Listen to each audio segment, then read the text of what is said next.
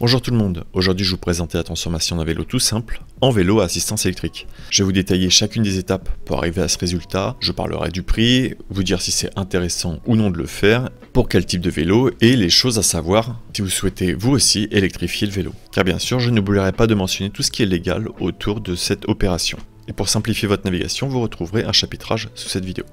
Bon, commençons par le début. Il y a quelques mois, l'entreprise Virvolt, spécialisée dans l'électrification de vélos et qui conçoit ses propres kits, m'a contacté pour réaliser un sujet là-dessus. Car souvenez-vous, j'avais déjà essayé un vélo électrique, qui est d'ailleurs toujours à gagner.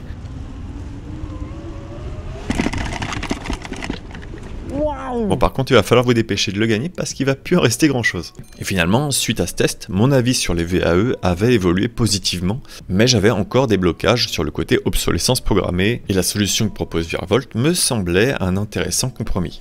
Après nos premiers échanges, je n'ai donc pas choisi d'électrifier mon vélo Triban, car j'arrive déjà à 30 km/h très facilement, et donc avec une assistance électrique limitée à 25 km/h, ce kit n'aurait été finalement qu'un poids mort. Et c'est pour ça que ça m'a pas intéressé pour ce type de projet. Même si au final le kit n'est pas très lourd, mais ça j'en parle un petit peu plus loin. Mais je me suis dit que ça pourrait être cool de proposer une électrification au vélo de ma conjointe. Et en plus ça fera un petit cadeau sympathique pour Noël. Alors maintenant vous allez me dire, mais pourquoi avoir choisi ce vélo là en particulier? Bon alors en off, je voulais aller acheter un vélo neuf à Decathlon pour pouvoir l'électrifier, car maintenant Virvolt propose directement chez Decathlon la possibilité d'électrifier les vélos. Donc ça aurait été une très bonne transition finalement de pouvoir acheter un vélo et l'électrifier et de parler de ce kit. Mais les choses ne se sont pas déroulées comme prévu. Après plusieurs essais d'un vélo avec ma conjointe, suivi d'une petite chute, heureusement rien de grave, elle a donc préféré garder ce vieux motobécane qu'elle apprécie beaucoup et surtout le plus important avec lequel elle se sent à l'aise. Et puis en même temps ce vélo il a une histoire, il vient de mon papa, qu'il a récupéré d'un ami, qui lui-même l'a trouvé dans une décharge, autant vous dire qu'il revient de loin. Donc suite à cette péripétie, j'ai proposé à Virvolt d'équiper ce vélo en particulier. Salut, ça va? Ouais, et toi? J'ai ramené le biclou. Sacré biclou. on est sur un biclou. Franchement, mec, tu me files un cadeau. Ah bah c'est le C'est pas que je t'apprécie pas là, mais je t'apprécie pas là. non mais c'est aussi ça le truc, c'est montrer que c'est possible de le mettre sur un vélo au-delà du neuf. Alors maintenant il y a une petite précision à faire, c'est est-ce que Virvolt électrifie n'importe quel type de vélo? Donc la petite chose à savoir c'est que oui, dans l'idée, le kit 900 peut s'adapter sur presque n'importe quel type de vélo, mais les vélos anciens comme celui que j'ai proposé entraînent un surcoût, car il faudra passer par un kit dit de sécurité, car Virvolt n'électrifiera pas un vélo qu'il considère comme un vélo qui n'est pas suffisamment sécuritaire, c'est-à-dire avec des mauvais freins, du mauvais câblage, des mauvais pneumatiques, etc. Donc avant de valider l'installation, j'avais apporté le vélo et on avait vu ensemble la faisabilité. Et donc avec ce système, ce que je trouve aussi très intéressant, c'est donc de pouvoir électrifier n'importe quel type de vélo. Car comme j'en parlais dans la vidéo comment choisir son vélo, l'assistance électrique doit être choisie comme un complément et non comme une base de départ pour le choix d'un vélo. Bon là je vais pas vous refaire tout le speech que j'avais fait dans la vidéo comment choisir son vélo, je vous la remets en fiche, mais le plus important c'est donc être confortable avec votre vélo et qu'il soit surtout adapté à votre besoin. L'assistance électrique est donc quelque chose de secondaire. Et donc par rapport à l'obsolescence programmée, ce kit peut être ajouté et retiré du vélo, et ça ne dégrade pas le vélo en lui-même, vous pourrez le retrouver dans son état initial. Alors attention néanmoins, l'ajout ou le retrait du kit entraîne un coût, car il doit être fait par un professionnel. Mais par exemple, si vous souhaitez changer de vélo, eh bien vous pouvez récupérer le kit de votre ancien vélo pour le mettre sur un nouveau vélo. Et au niveau des batteries, il propose un service de reconditionnement et réparation. Et en tout cas, ce vélo en particulier, je continuerai à l'améliorer, rajouter des freins à disque, une nouvelle peinture, un panier et d'autres accessoires, bref. Vous continuerez à le revoir prochainement, ça sera le petit chouchou de la chaîne. Pour ce qui est du côté technique, l'installation du kit s'est fait en atelier. Virvolt m'a d'ailleurs accueilli pour pouvoir faire un live en direct et présenter comment ça fonctionne. Donc c'est vraiment cool, vous avez été nombreux à poser vos questions, que je vais d'ailleurs synthétiser ici. Alors la question qui a été la plus posée c'est quoi ce kit et qu'est-ce qu'il y a dedans? Donc à la base c'est un moteur Tongsheng, mais avec des modifications qui ont été réalisées en interne pour pouvoir faciliter le travail de l'installateur et surtout l'esthétisme final du moteur. Et la batterie, elle, est produite en Asie du Sud-Est. Pour ce qui est de l'assistance au pédalage, ils ont choisi un capteur de couple. Alors je vais refaire un petit point là-dessus car il y a plusieurs solutions pour proposer une assistance. Il y a les assistances qui sont dans la roue avant ou la roue arrière, comme par exemple le vélo que j'avais testé dans la précédente vidéo. Et là, quelle que soit la force que vous mettez dans la pédale, l'assistance se met en route. Et ça peut être surprenant, notamment par exemple à l'approche d'un feu rouge ou quand vous souhaitez simplement faire tourner votre pédale au ralenti pour rétrograder une vitesse. Et bien là, la roue va pas comprendre et va vous pousser car il n'y a pas de capteur de couple que vous mettez dans la puissance de pédalage.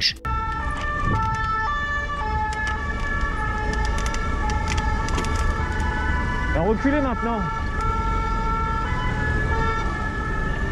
Alors qu'au niveau du pédalier avec une assistance proportionnelle, le moteur vous donnera l'énergie que vous avez besoin quand vous en aurez besoin. Ça a aussi l'avantage de consommer moins de batterie car l'énergie est envoyée proportionnellement à l'effort que vous faites. Et c'est vraiment une sensation très agréable car sur le vélo électrique que je testais avant, j'avais carrément mis en place la manette pour m'aider au démarrage parce qu'en fait, on est obligé de forcer un petit peu sur la pédale au début pour pouvoir mettre en route l'assistance électrique. Il est obligé de sentir en fait que la roue commence à tourner pour pouvoir aider.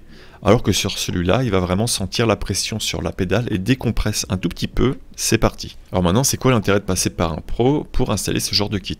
Eh bien, ça va vous permettre d'être couvert pour l'utilisation d'un VAE, car ils sont soumis à certaines contraintes, notamment le fait d'être bridé, et l'installation par un professionnel va vous permettre de répondre à tous ces points. Et donc vous n'aurez pas de démarche supplémentaire à faire auprès de votre assureur pour rouler avec ce véhicule, car ça sera simplement considéré comme un VAE. Et vous pourrez également demander un remboursement en partie de ce kit si votre ville dispose d'une aide à l'achat des VAE. Par exemple, Paris remboursera 33% hors taxe de ce kit, ce qui fait passer le prix de 1180 € à 856 €. Et ça c'est hors kit sécurité, mais le kit sécurité en fait c'est juste la remise en état au niveau de la transmission, au niveau des freins et au niveau des pneumatiques, mais cette révision peut être effectuée par n'importe quel professionnel. Et il peut y avoir aussi des devis sur mesure pour des vélos très anciens, comme par exemple celui qui a été équipé. Et pour ce qui est de la mise en place du kit, il y a un point qui a étonné pas mal de personnes, c'est qu'il y ait des trous qui soient effectués dans le cadre. Ça sera pour YouTube, l'exclusivité de perçage de cadre.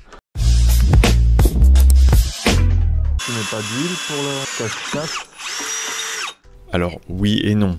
Oui, car par rapport au centre de gravité et la praticité d'installation, c'est mieux de l'installer sur le cadre. Mais non, il n'est pas obligatoire de l'installer sur le cadre et vous pouvez explicitement demander à l'installer autre part. De plus, il peut être impossible de percer certains cadres, parce que dans certains cas vous pourrez perdre la garantie de celui-ci, ou parce que le cadre est dans un matériel qu'on ne peut pas percer, comme le carbone par exemple. Ça risquerait d'impacter l'intégrité du matériel. Et à ce propos, il y a une question qui persiste, c'est est-ce que percer le cadre c'est bien raisonnable? Est-ce que ça peut abîmer l'intégrité de celui-ci? Par rapport à ça, j'ai été renseigné sur comment sont testés les cadres garantie à vie tout simplement pour voir les points d'usure sur ceci. J'ai trouvé la norme ISO 4210 et en résumé les principaux points qui peuvent se fragiliser c'est au niveau de la fourche et au niveau de la boîte de pédalier. Sur le cadre, pas de problème car généralement il y a déjà des trous qui sont effectués pour les gourdes et c'est les mêmes types de trous qui vont être effectués par l'équipe de Virvolt. Le seul risque qu'il y a c'est si l'étanchéité est mal faite, il risque d'y avoir des points de rouille à l'intérieur du cadre. Mais au niveau de la résistance du cadre, ça ne change rien. Et si vous souhaitez avoir plus d'infos, je vous renvoie vers l'ISO 4210 que j'ai mis en description de la vidéo. Néanmoins, si vous ne vous sentez pas à l'aise avec l'idée de percer un cadre, eh bien ne le faites pas. Tout simplement, c'est comme un tatouage, hein, c'est à vous de décider si vous allez faire ça ou non, mais après il faudra garder en tête que ça sera définitif. Bon, et maintenant que le vélo est électrifié, qu'est-ce que ça change? Qu'en pense madame? Bon, déjà la grosse différence pour elle, ça a été au niveau des démarrages. Et ça c'est un truc auquel je n'avais pas du tout pensé, mais ça lui a vraiment beaucoup amélioré sa conduite, pour pouvoir notamment démarrer rapidement au niveau des intersections ou quand elle est dans le trafic et quand c'est pas très agréable d'être entouré de véhicules. Before I feel the most tangle is when I start. Yeah, I know it's easy. And that causes danger. Oh yeah, it's And that's like annoying most when I ride bike. yeah, but no, you don't have this. Yeah, because every time I stop, Yeah. I feel the car is like paying fast, go. Like Oh yeah. you don't feel the kind of pressure when you can go. Elle a juste à mettre un petit coup de pédale et hop, elle est déjà partie. Et puis en plus, elle démarre même plus vite que moi pour le coup. Et aussi le côté équilibre, dès qu'on commence à donner un petit coup d'appui sur la pédale, le vélo commence à avancer. C'est très bien pour les personnes qui ne sont pas très à l'aise et qui débutent à vélo, c'est effectivement l'équilibre au démarrage. Et donc ce système aide vraiment très bien. Et comme je disais un petit peu plus tôt, l'aide n'est pas plus puissante que ce qu'elle a besoin. C'est-à-dire que si elle a atteint une vitesse convenable et qu'elle ne veut pas forcer pour aller plus vite, eh bien le vélo n'ira simplement pas plus vite. C'est-à-dire qu'elle va continuer à pédaler tranquillement et donc il n'y aura pas forcément d'accélération qui sera produite par le vélo. Comparé à un vélo qui a une assistance électrique dans la roue et qui lui va pousser toujours plus loin pour pouvoir aller au maximum de la vitesse autorisée. Mais ça, ce n'est pas inhérent à ce modèle de moteur, c'est uniquement le principe de capteur de pression sur le pédalage. Il y a également deux autres points qui, moi, effectivement, ne posent pas de problème, mais pour elle, posaient problème, c'était la fatigue et la transpiration, car mine de rien, il y avait des petites pentes sur le trajet, et donc maintenant, il n'y a plus de problème par rapport à ça. Et l'élément important que moi, je n'avais pas, mais qui pose à première vue pas mal de problèmes, c'est également les chaussures. Qui dit moins d'effort à appuyer sur la pédale, dit plus de confort pour pouvoir piloter avec un peu n'importe quel type de chaussures et de vêtements, car les pieds glissent moins sur les pédales vu qu'il y a moins de pression à donner. Donc j'ai trouvé effectivement cet exercice très intéressant de pouvoir noter tous ces ressentis parce que c'est des éléments qui, moi, effectivement, ne m'impactent pas. Mais je me rends compte que ça impacte, effectivement, beaucoup d'autres personnes et c'est bien que ces solutions puissent exister pour eux. Après, il y a effectivement le poids du kit qu'on n'a pas abordé, mais c'est vrai que nous, dans notre cas, c'est pas quelque chose qui pose un problème parce que le vélo, on n'a pas à le lever à aucun moment. Donc, ça rajoute à peu près 6 kg, il y a 3 kg dans le moteur et 3 kg dans la batterie. La batterie, elle, est amovible, mais quand on l'a stationnée à l'extérieur, on la retire pas à chaque fois, on la laisse comme ça. Ah, excuse-moi. Surtout quand c'est des petits temps, mais c'est vrai que si vous la laissez toute la journée pour aller dans une entreprise, autant la retirer et la recharger dans votre entreprise. Et c'est aussi ça l'intérêt d'une batterie amovible, c'est que vous pouvez la retirer pour la charger autre part. Vous n'êtes pas obligé de vous trimballer tout le temps avec votre vélo. Et l'avantage aussi des batteries amovibles, c'est que si vous êtes livreur, eh bien vous pouvez avoir deux batteries et dès qu'une est vide, vous mettez l'autre et vous continuez votre activité. Mais bon, normalement au niveau de l'autonomie, ça devrait aller 80 km, ça devrait être ok. Et donc pour le moment, au niveau du test, eh bien c'est que du positif. Il y a un autre échange qui est prévu avec Virvolt d'ici un mois pour faire un check-up, pour voir si tout est ok. Mais ça c'est fait effectivement avec tous les clients. C'est un contrôle de qualité pour pouvoir vérifier si la greffe du kit prend bien, que le vélo est bien sécuritaire. Si vous avez des questions, n'hésitez surtout pas à les laisser en commentaire, j'y répondrai avec plaisir ou inviterai effectivement Virvolt à le faire. N'hésitez pas à vous abonner pour suivre l'évolution du vélo, car vous continuerez à le voir de façon régulière sur la chaîne, parce que comme je disais, il servira à d'autres projets pour pouvoir peindre un vélo, équiper un vélo avec d'autres types de freins, etc. pour l'améliorer au final, car il aurait été dommage qu'il finisse également sa vie dans une déchetterie. En conclusion, je pense que ce kit est bien si vous avez déjà un vélo et que vous réfléchissez à le remplacer par un vélo électrique. Parce qu'un vélo, après tout, ça peut se transmettre de génération en génération, c'est un truc qui est increvable. Par contre, si vous souhaitez acheter directement un nouveau vélo électrique, dans ce cas-là, je pense que c'est mieux de voir les vélos tout équipés, mais il y a toujours ce problème d'obsolescence programmée qui, moi, m'embête un petit peu, donc vérifier que la batterie est bien à l'extérieur du cadre du vélo. Je pense que c'est le mieux. Ça reste mon point de vue et n'hésitez surtout pas à partager vos avis là-dessus. J'espère que vous avez apprécié ce petit test, ce contenu. Je vous dis à bientôt pour de nouvelles vidéos et bonne route. C'est bien ce que vous avez installé. Ça coûte dans les 1200 €. Je suis en train de faire un sujet dessus. Moi je suis Altisplay, je fais des vidéos sur YouTube. Et donc ça, justement là, je testais le pack avec la marque Virvolt. Et vous avez quoi d'autonomie? Je crois qu'il y a 40 km, 40 à 80 km, ça dépend. Voilà. Ouais. Marrant. Ah oui, là avec ça, il avance bien. Hein. J'en ai vu aussi un autre pareil, il a fait la même chose que vous. Donc voilà.